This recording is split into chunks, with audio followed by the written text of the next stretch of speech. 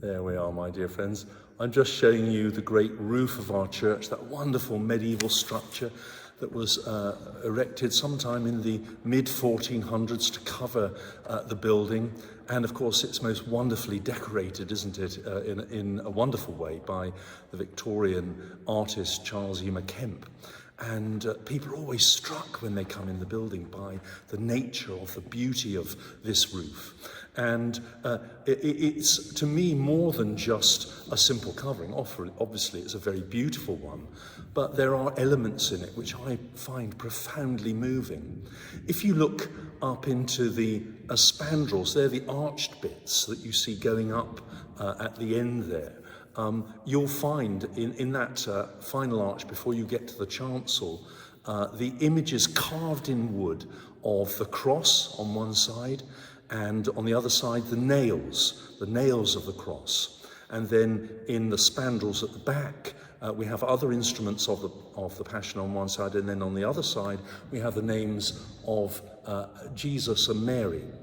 But it's the cross that I want to draw your attention to. It's the spandrel over the pulpit. So it's that side. No, I'm looking backwards, so it's that side. And the cross is completely entwined with vine.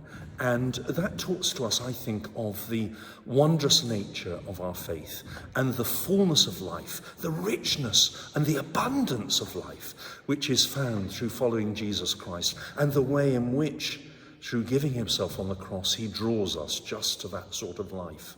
It's a wonderful image.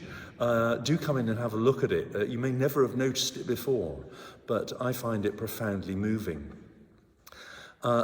We have a play on words in our gospel reading this Sunday. We're keeping this Sunday a stewardship Sunday, just thinking about our time, our talents, our money, just thinking about the way that we might contribute fully to the life of this wonderful community. And the gospel reading by chance happens to be the one about the eye of the needle, you know, the rich man, blah, blah, blah. And of course, Jesus is really wanting to get a laugh out of this because it's so preposterous. But through the ages, many Christian scholars have tried to work out, you know, the true meaning behind it. Well, it must be that they wrote the word down wrong. It must be something else. Or it must mean this, that there was a gate in Jerusalem. I don't think it's that at all. I think it's the Lord actually raising a laugh and saying, well, actually, you know, really get a grip. Think about life. Think about the way that you interact with life. Think about the way that you interact within your community life as a brother or sister in Christ.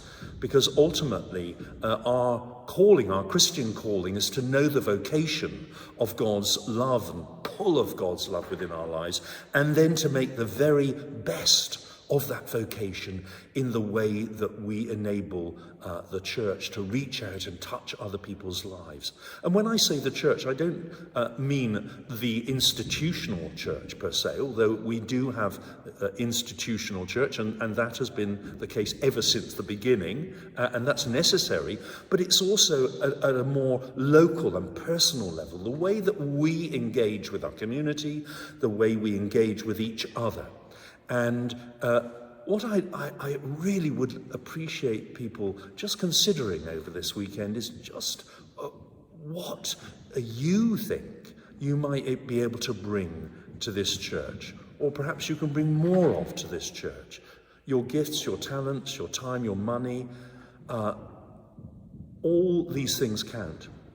And prayer, if you can't do anything else, prayer is so powerful. So think on that reading. If you have a chance to look at the reading on the sheet over the weekend, just think about that, the way that God pulls you to this fullness of life. And remember that cross up in our roof, entwined with a living vine. And remember that Jesus is the living vine, the true vine, who calls us to the fullness of life. So, my friends, do join us for our worship this week. We've got 8 and 9:45 on Sunday, and 9:45, of course, will be zoomed on the church website, so do join us either within the building or online, and we would love to see you. But in the meantime, I hope you have a really wonderful weekend. Oh, it's Cookfield Book Fest this weekend as well, my goodness. And I hope to see you soon. But I'm just going to leave you with another view of the Great Roof. God bless.